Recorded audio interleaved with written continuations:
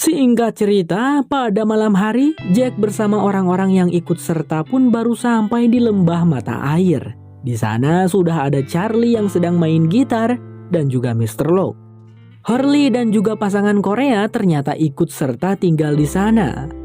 Episode 6 pun diakhiri dengan scene orang-orang yang menikmati malam mereka, meskipun terjebak di pulau antah berantah. Ini adalah channel Malfresh, menghadirkan alur cerita yang sangat the best, bisa menghibur dan menghilangkan stres. Yang belum subscribe ya subscribe dulu guys.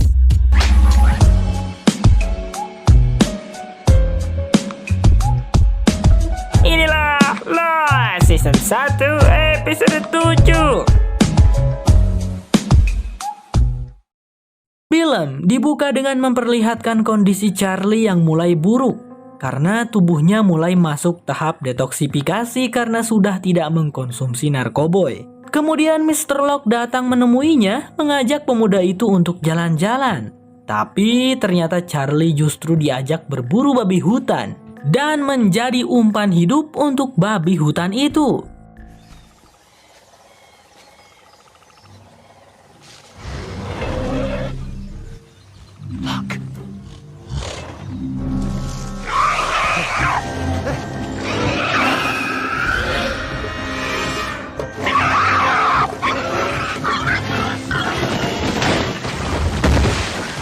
Excellent bait.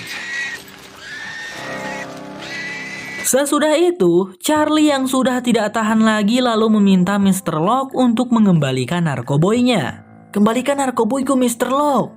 Mr. Locke lalu memberikan kesepakatan bahwasanya dirinya berjanji akan mengembalikan narkoboy milik Charlie kepada Charlie jika Charlie sudah meminta sebanyak 3 kali. Sekarang baru 1 kali, berarti tinggal 2 kali lagi.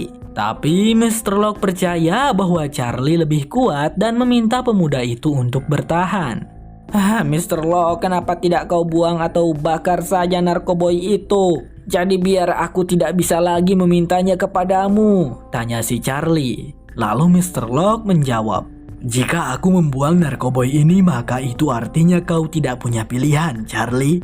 Ini sangat penting bagimu. Karena asal kau tahu, memiliki pilihan dan membuat keputusan yang membutuhkan lebih dari sekedar naluri, itulah satu-satunya hal yang membedakan kita dari babi hutan ini, you know? Jelas si Pak Tua. Bijak sekali Mr. Locke. Scene lalu flashback memperlihatkan Charlie yang melakukan pengakuan dosa di gereja. Selama berada di bandnya, Charlie mengaku banyak sekali melakukan dosa dan hal-hal yang haram, membuat Charlie sangat menyesalinya. Kini ia pun memutuskan untuk keluar dari bandnya itu. Namun saat Charlie sudah selesai dan hendak pergi, ternyata sudah ada Liam yang duduk tak sopan di salah satu kursi gereja. Charlie langsung memarahinya. Tapi di situ Liam memberitahukan kabar baik bahwasanya band mereka, Drive Shaft, mendapatkan tawaran kontrak rekaman dari produser musik. Ya, Liam ini sahabat Charlie yang tergabung dalam band Drive Shaft, sang vokalisnya. Tentu saja Charlie menolaknya karena ia memutuskan untuk berhenti menjadi anggota band Drive Shaft yang terlalu banyak membawa pengaruh buruk di kehidupannya. Namun Liam terus membujuk Charlie, sebab bagaimanapun Drive Shaft mendapatkan kontrak karena lagu-lagu yang diciptakan oleh Charlie. Liam yang hanya seorang penyanyi tak bisa apa-apa tanpa Charlie, ucap Liam. Pada akhirnya Charlie pun luluh, tapi ia meminta satu hal. Liam, aku ingin kau berjanji bahwa kau harus mau mendengarkanku.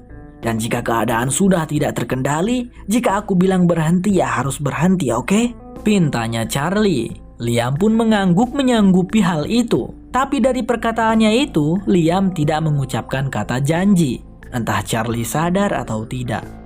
Berpindah ke masa sekarang, scene berganti ke perkemahan pesisir pantai. Saat ini Said sedang berdiskusi dengan Kate dan juga Boone. Said menjelaskan kalau dirinya sudah berhasil membuat antena. 3 buah yang Said buat. Mereka harus meletakkan ketiga buah antena itu di 3 titik yang membentuk segitiga. Satu akan diletakkan di sini di perkemahan. Lalu antena yang kedua dan ketiga harus diletakkan di wilayah hutan dengan jarak 2 km dari satu titik ke titik lainnya. Jika asal sumber transmisi wanita Prancis itu berada di dalam wilayah segitiga triangulasi yang mereka buat, maka Said bisa melacaknya menggunakan alat transaper. Melacak apa, Bang? Ya, tentu saja melacak sumber transmisi wanita Prancis. Tapi Said bilang ada dua masalah yang harus mereka hadapi. Masalah pertama adalah antena ini karena dayanya yang terbatas hanya bisa menyala selama kurang lebih 1 menit. Jadi mereka haruslah menyalakan ketiga antenanya secara bersamaan.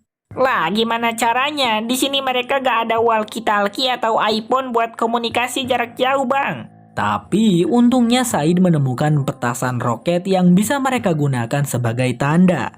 Lalu masalah kedua apa? Masalah kedua adalah alat transaper mereka kehabisan daya, harus dicas terlebih dahulu. Mungkin laptop atau semacamnya bisa digunakan untuk mengisi daya transaper. Tapi Said sudah mencari-cari dengan sekuat tenaga, tak kunjung menemukan satupun. Namun Kate berkata, "Sepertinya aku tahu siapa yang punya."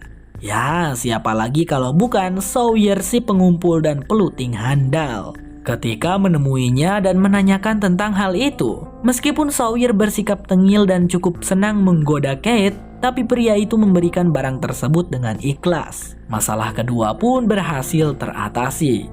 Singkat cerita, setelah semua persiapan selesai, Kate dan Said pun berangkat ke hutan untuk memasang 2 antena. Sementara di pesisir pantai yang akan bertugas menyalakan antena adalah Boone.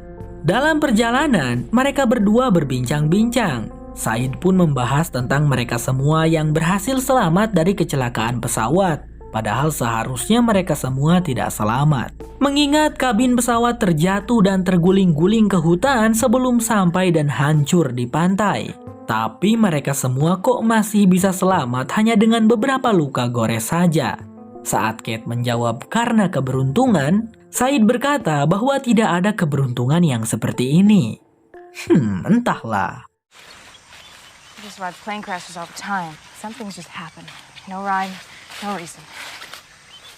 The tail section broke off when we were still in the air. You explained that. Blind dumb luck. Action cartwheels with the jungle, and yet we escaped with nothing but a few scrapes. Di perkemahan gua, Jack tampak sibuk mengangkut dan mengemasi barang-barangnya yang dari pesisir pantai. Charlie di sana berniat membantu, tapi ia malah sedikit mengacau karena ceroboh. Jack lalu menyuruh Charlie untuk tidak membantu dulu, karena menurutnya mereka tidak membutuhkan bantuan Charlie saat ini. "Tak apa kawan, istirahat sajalah sana, kami sekarang tidak butuh bantuanmu," ucap Jack. Mendengar itu, Charlie sepertinya agak tersinggung. Scene pun flashback lagi. Drive Shack, bandnya Charlie dan Liam ternyata menjadi sangat terkenal dan populer. Dan kini mereka pun terlihat sedang konser yang kesekian kalinya. Tapi sepertinya dengan kesuksesan Drive Shack itu membuat Liam sedikit lupa diri.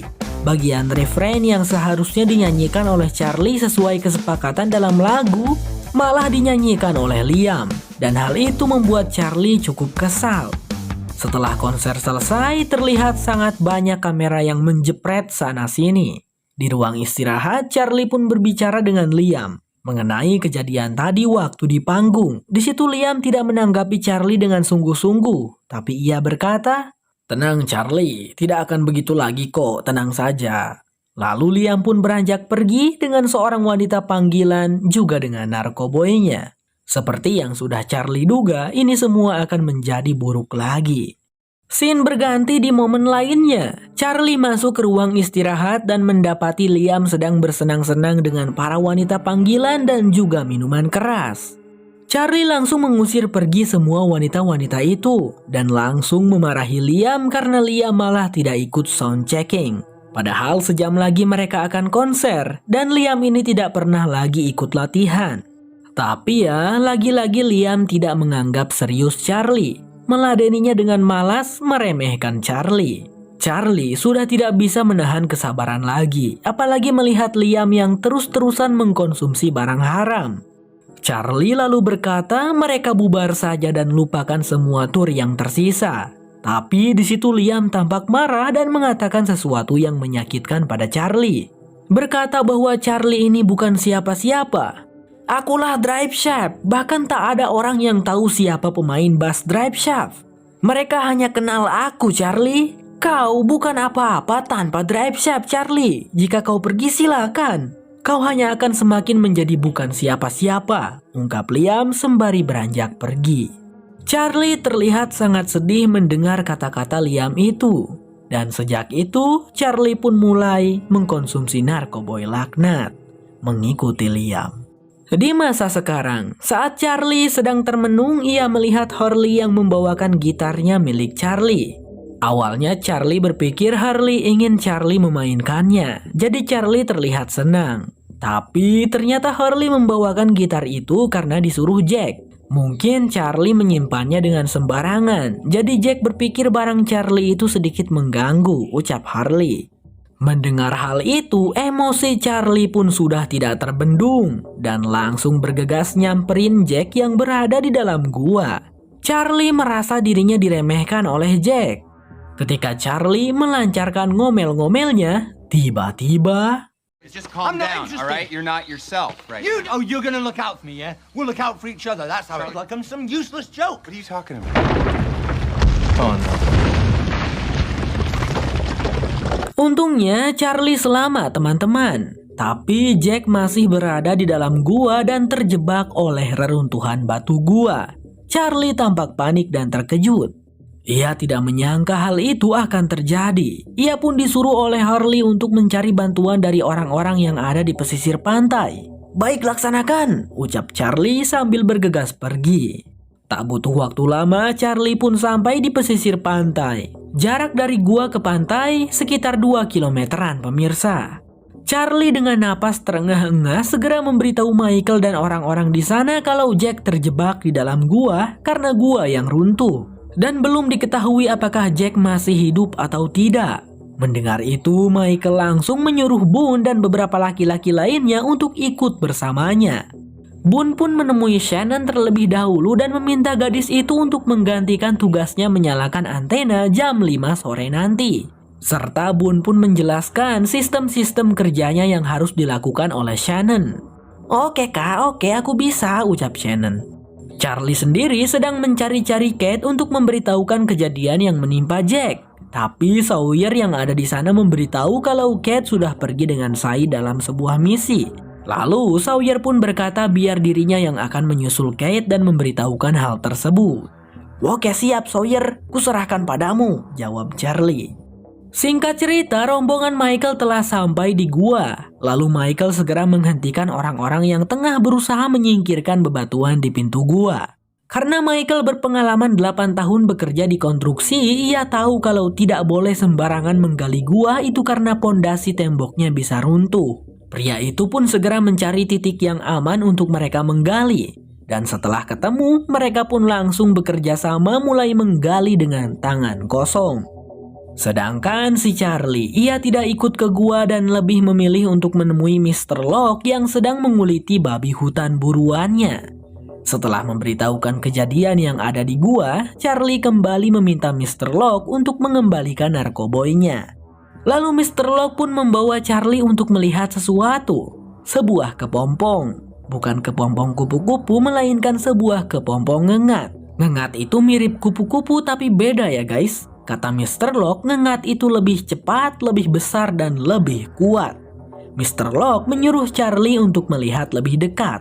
Charlie, ngengat di dalam kepompong ini dalam masa akan keluar dari kepompongnya. Tapi karena ngengat memintal sutra, tentu saja kepompongnya sangat tebal. Ngengat akan berjuang sekuat tenaga mati-matian untuk bisa keluar dari kepompongnya. Nah, sekarang aku bisa membantu ngengat ini menyobek kepompongnya dengan pisau agar ngengat ini bisa keluar dan bebas lebih cepat. Tapi itu akan membuat ngengat ini menjadi lemah untuk bertahan hidup. Ketahuilah Charlie, perjuangan adalah cara alam untuk memperkuat suatu makhluk hidup. Begitu jelas Mr. Locke panjang lebar. Ia ingin membuat Charlie menjadi lebih kuat. Mr. Locke menambahkan, sekarang kau sudah meminta 2 kali Charlie. Mintalah sekali lagi, maka narkoboy ini akan menjadi milikmu, ucap pria tua botak itu. Gently widen the opening and the moth would be free. Faster, That's wonderful, but Butterflies get all the attention, but moths. Di sisi lain, Sawyer baru saja berhasil menyusul Kate dan Sayid. Tapi baru saja Sawyer akan ngomong perihal Jack, Kate sudah memotong duluan dan muak melihat wajahnya Sawyer. Sawyer yang merasa kesal pun tidak jadi mengatakan perihal Jack. Saat ditanya ada apa, Sawyer hanya bilang, "Aku hanya ingin membantu," ucap pria itu. Mereka pun melanjutkan perjalanan bertiga. Hingga singkat cerita, ketika sudah berada di tempat yang pas, Sayid berkata bahwa mereka harus menaruh antena kedua di tempat itu. Sawyer lalu disuruh untuk menaruh antena tersebut di atas pohon. Sedangkan Sayid akan pergi ke tempat ketiga menaruh antena ketiga. Ia meminta Kate untuk berhati-hati karena Sayid kurang percaya sama si Sawyer. "Tenang saja, aku bisa mengatasi orang ini," jawab Kate.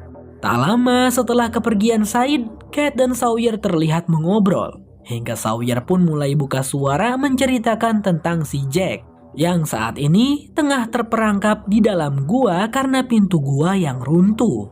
Mendengar hal itu, Kate langsung khawatir. Tanpa berkata apa-apa, langsung melemparkan petasan roketnya kepada Sawyer dan dia sendiri langsung pergi untuk menyusul Jack ke gua.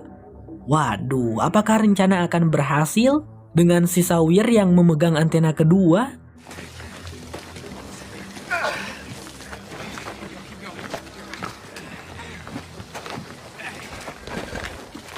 Michael terlihat senang saat mereka berhasil membuat terowongan kecil. Dan langsunglah dipanggil-panggil si Jack-nya. Dengan adanya terowongan, maka mereka bisa mendengar suara Jack. Beruntung Jack masih hidup, tetapi tubuh bagian bawahnya terhimpit bebatuan sehingga Jack tidak mampu bergerak. Karena hal itu, maka salah satu dari orang-orang di luar yang badannya cukup kecil harus masuk ke terowongan dan menolong Jack di dalam sana. Tapi siapa? Lalu tiba-tiba Charlie datang dan mengatakan dirinya yang akan masuk ke terowongan menyelamatkan Jack. Scene flashback lagi. Beberapa tahun telah berlalu. Charlie terlihat mengunjungi rumah seseorang di Sydney, Australia. Ternyata yang dikunjungi adalah rumahnya Liam. Liam yang sudah tobat dan sudah punya seorang putri. Sudah lama sekali band Drive Shaft vakum dari dunia hiburan. Charlie datang menemui Liam dengan maksud mengajak Liam untuk kembali pada band karena band mereka mendapatkan tawaran kontrak lagi. Produser rekaman hanya mau jika ada Liam di grup tersebut. Tapi Liam menolaknya. Karena Liam sudah bertobat dan sudah tidak mau lagi terjun ke dunia yang hampir menghancurkan hidupnya. Mendengar jawaban Liam, Charlie terlihat sangat kesal. Kini dirinya sudah tak bisa kembali seperti dulu karena Liam. Tapi Liam sekarang hidup lebih baik daripada dirinya. Bahkan Liam berhasil sembuh dari ketergantungan narkoboy. Sedangkan Charlie masih bergantung pada narkoboy itu.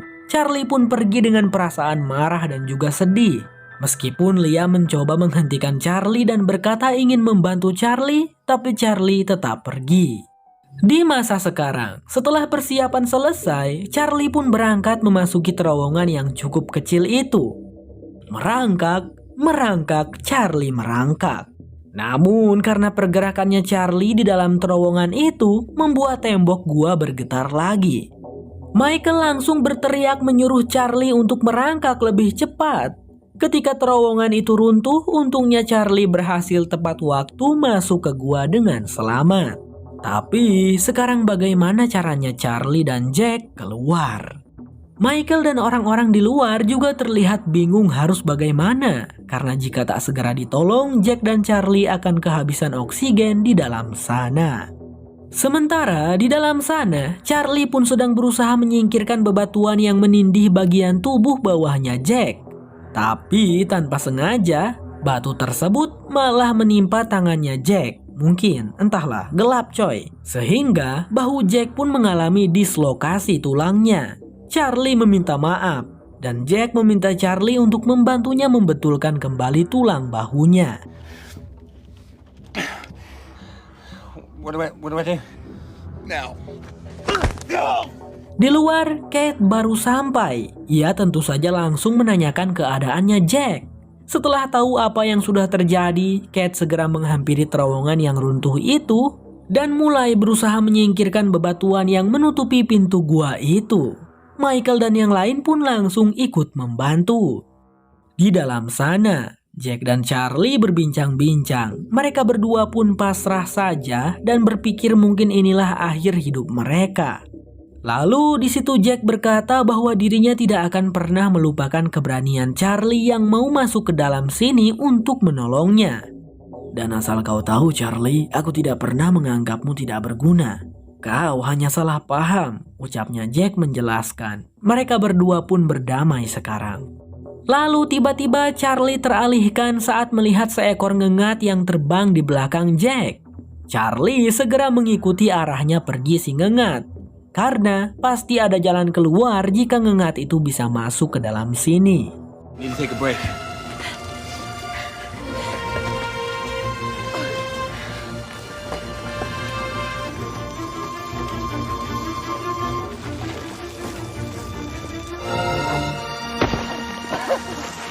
Walt yang melihat kedatangan Charlie dan Jack langsung memberitahu yang lainnya. Kate di sana langsung memeluk Jack saking senangnya melihat Jack baik-baik saja. Semua orang sangat senang dan bersyukur. Charlie pun dipuji dan dielu-elukan karena berhasil menemukan jalan keluar dari gua. Lalu di sisi lain, Said telah berhasil sampai di titik yang ketiga. Ia pun segera menyalakan petasan roketnya. Lalu Shannon di pantai yang melihat hal itu pun juga langsung menyalakan petasan roket miliknya. Said merasa berdebar karena ini gilirannya Kate. Ayolah Kate, gumamnya Said. Lalu tanda sinyal petasan dari Kate pun muncul, yang sebenarnya itu adalah dari Sawyer ya, bukan Kate. Said pun segera menyiapkan antenanya yang ternyata disatukan dengan transceiver. Said bersorak senang saat alat transceivernya itu bekerja dengan sempurna. Tapi belum saja sempat Said menemukan sumber transmisinya, tiba-tiba ada seseorang yang memukul kepala Said dari belakang menggunakan popongkol kayu. Sampai Said dibuat pingsan. Walah! Pada malam harinya, kondisi Charlie tampak semakin memburuk akibat efek samping ketergantungan obat. Jack yang sudah mengetahui penderitaannya Charlie berusaha menguatkan rekannya itu. Lalu tak lama Charlie pun beranjak. Pemuda itu langsung menemui Mr. Locke yang sedang memanggang babi hutan. Ia langsung meminta narkoboynya untuk dikembalikan. Karena ini sudah permintaan yang ketiga, maka Mr. Locke pun memberikannya pada Charlie. Tapi siapa sangka Charlie memintanya justru untuk membakarnya. Dan ia pun tersenyum. Inilah keputusannya. Mr. Locke lalu berkata, "Aku bangga padamu Charlie."